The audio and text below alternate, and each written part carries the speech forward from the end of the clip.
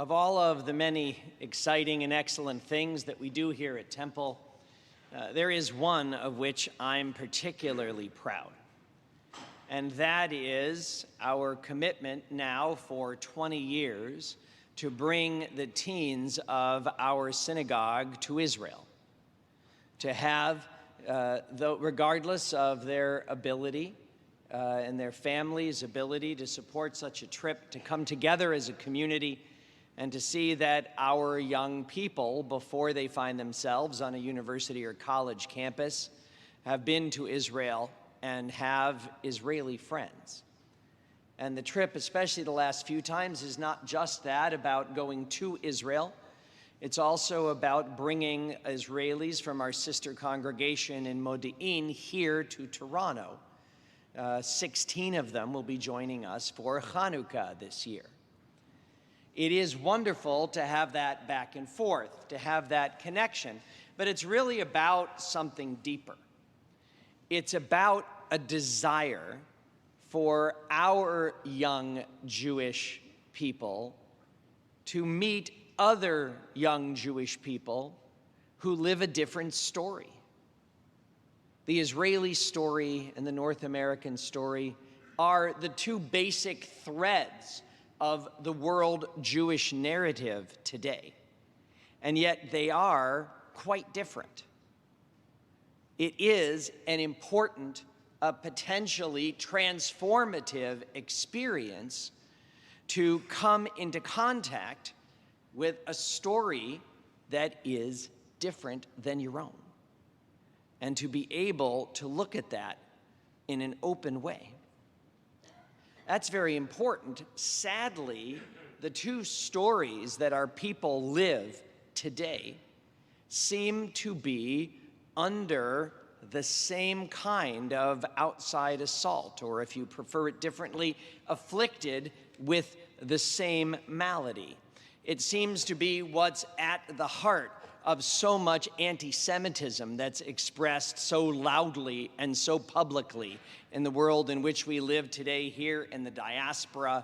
And at the same time, it is also something that goes to the very heart of the current major conflict that's taking place in Israel between the Israeli government and the people of the state of Israel.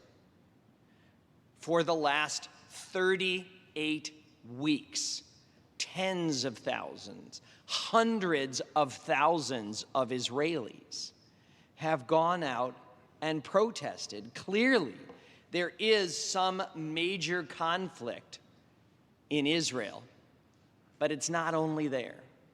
I think the cause is found here too. What I believe these two stories have in common today is they're afflicted by something that when we mention it sounds like an ideology, but I think it's really more of some kind of social disorder. And that is what goes by the name of populism. Populism sounds like a political philosophy, but it's not. It is what students of such things call a thin or weak philosophy because it can be attached to right-wing thought or left-wing thought. This is not about taking one right or wrong political position. It is rather the human strategy of avoiding responsibility by seeking blame. It is the human desire to identify, as populism does, someone who is to be blamed for the problem that is afflicting the people. A juxtaposition of the good and essential people of a given group who are described as being victimized by a small, overly controlling and out-of-touch elite. This way of thinking, sadly, is prevalent in almost every major democracy in the world today. It's something that we see all too clearly here in Canada, and that is present in Israel as well, but I guess that's not surprising. Populism is not a new problem. And it's about more than simply the politics of fear and hate and resentment, as problematic as those are. There is one other element, and I learned it, believe it or not, from the Torah. After all, populism is an old problem. When I was a young person, my rabbi asked me, "What's your favorite story in the Torah?" I answered, learning only later that the story that I told him is in fact not in the Torah. But it is the following story. Maybe you've heard it. It's actually a midrash, an interpolation beyond the Torah text about Abraham and his father. Because Abraham, being the first monotheist, the first Jew, his father was not. His father was not only an idolater. In this famous midrash, his father had an idol store. He sold idols for people to buy and worship. And of course, as parents and children sometimes do, Abraham's father, Terach, had to go out and run an errand. So he said to Abraham, "Would you mind the idol store for a little while?" Abraham responded, "Happy to." Out goes his father. Abraham, having discovered that this idea of worshiping idols is in fact a false idea, takes out a hammer, and with a hammer destroys every one of the idols except the biggest one. And then he takes the hammer and he puts it in the hand of the largest idol. His father comes back in and says, "Abraham, what have you done?" He says, "I didn't see anything. I didn't do anything. You can see what happened. The big one took the hammer and killed all the little ones." And his father said, "Abraham, Abraham, they can't move. They don't do that." And Abraham said, "And you worship these things?" Yes, it's a clever story as a rejection of idolatry, but it's about something deeper. It's about something that I think is behind so many of the populist approaches and attempts and ideologies in the world today. Abraham's father was himself living and telling a story that he did not believe.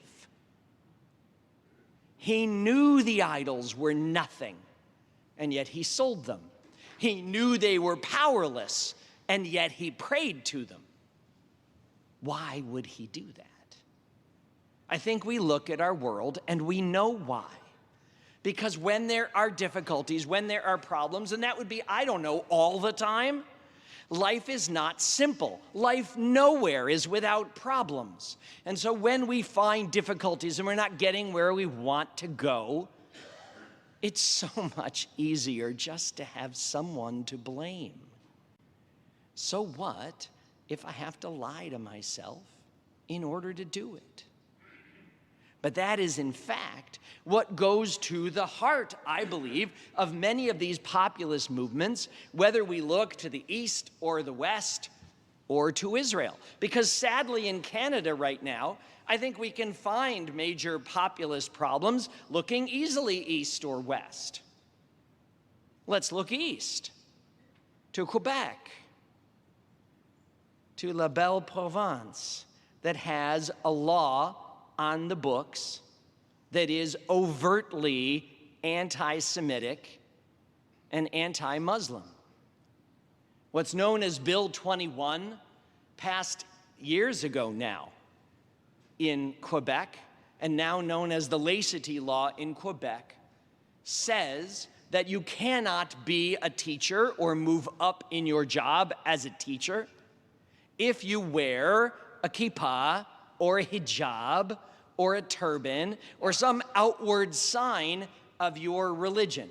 Now, I recognize that in Quebec, it is part of their identity, part of the social movement to try to create a secular state that is in fact colored by the French language, by French culture. And hey, to do that in North America is not an easy thing to do.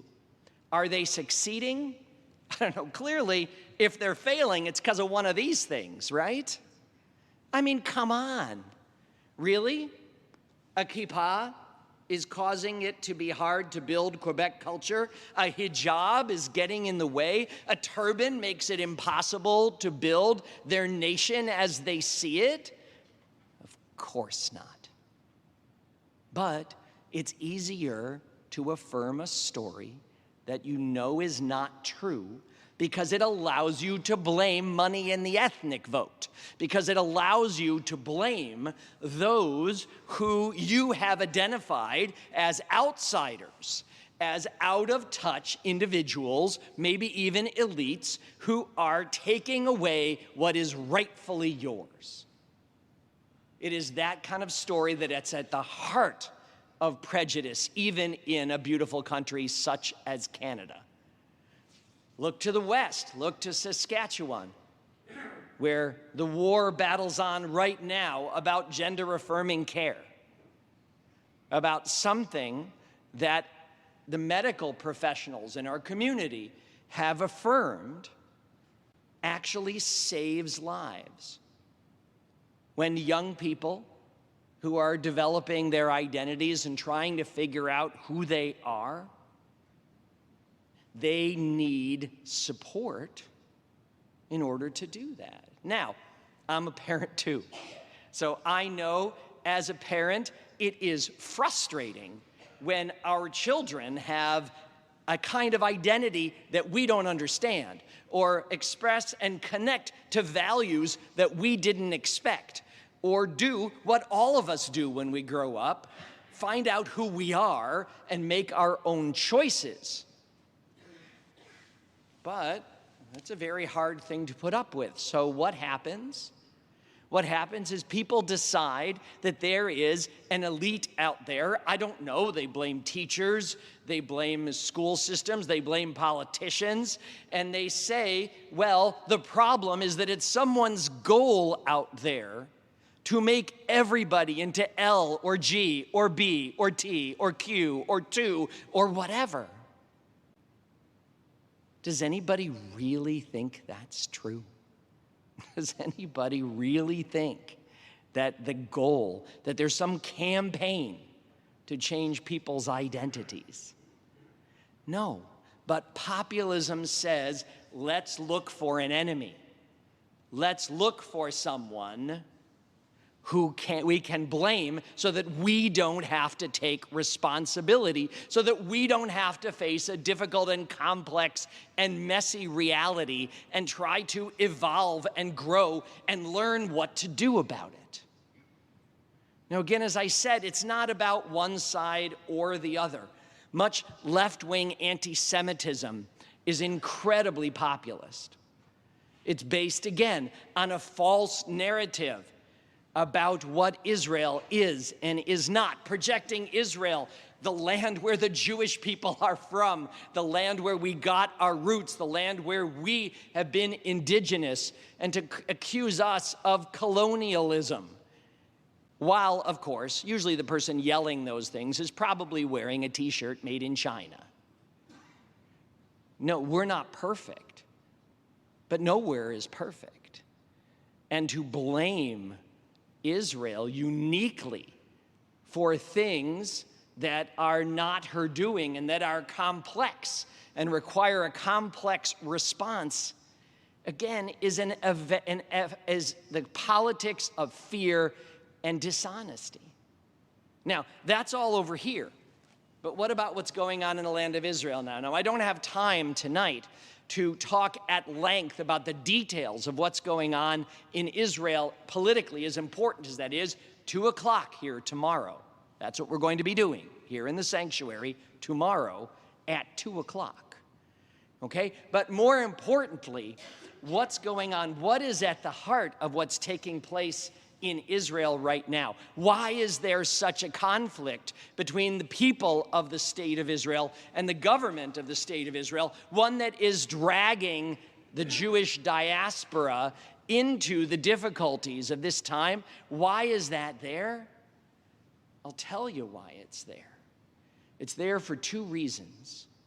One, because a government has been formed that's trying to carry out an agenda and say that it's other than it is. They're trying to change the entire rules of the Israeli democratic game and say as if it's true that it is merely some kind of minor judicial reset. And it's about something bigger than the current environment. It's about growth in Israeli society and narratives that have failed. There are two narratives that have been growing enormously in Israeli society for the last 50 years. One of those is the narrative of Israeli settlers, of those who believe that they can live anywhere in the land, and that eventually Palestinians will just, I don't know, disappear, move out of the way, accept that they can be anywhere, and they can do so, they believe, because of a certain theology that they believe that most Israelis do not hold. And so if you take these extremist settlers and you match them to the enormous growth in the political power of the ultra-Orthodox in Israel, who for years have believed that God will provide, that the other Israelis who do not agree with them, who do not look at the world that they do, will sacrifice their lives and their children's lives for them and pay for their needs forever. These are both real ideologies. They're just not being accepted by the majority Israeli culture. So what do? You blame the elites. You blame the court.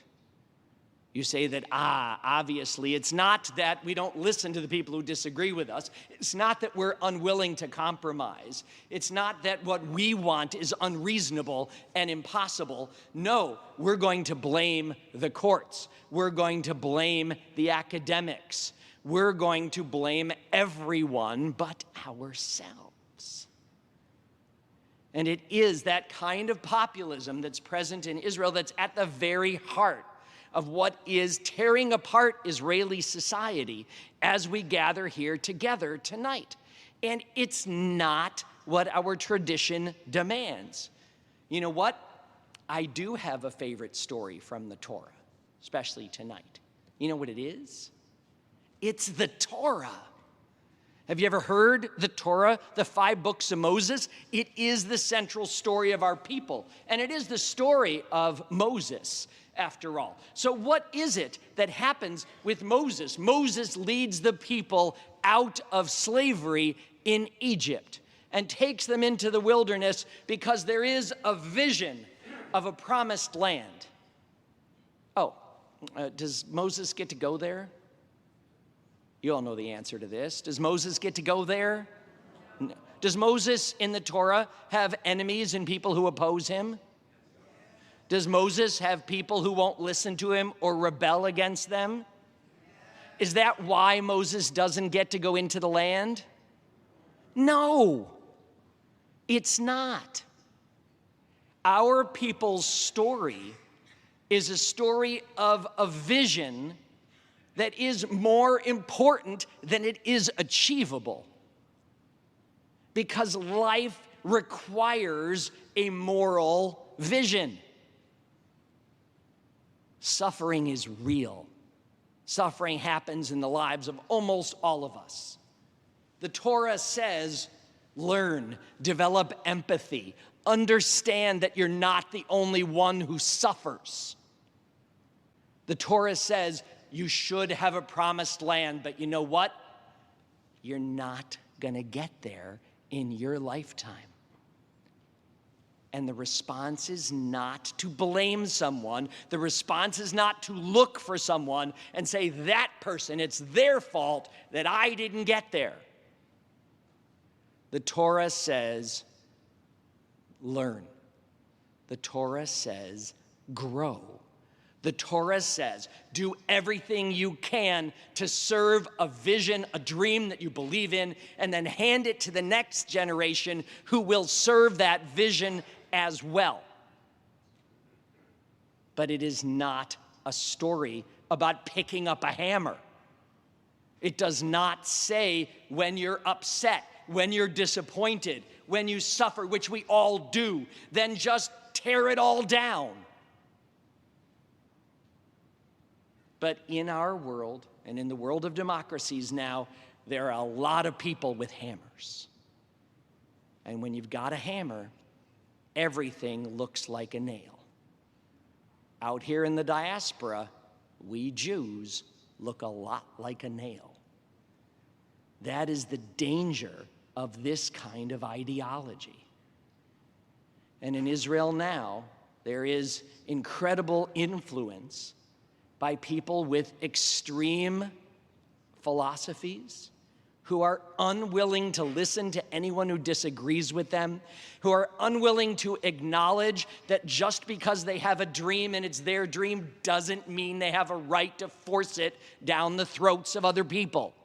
Doesn't mean that they can force it to come on the backs of other people's sacrifices and other people's support.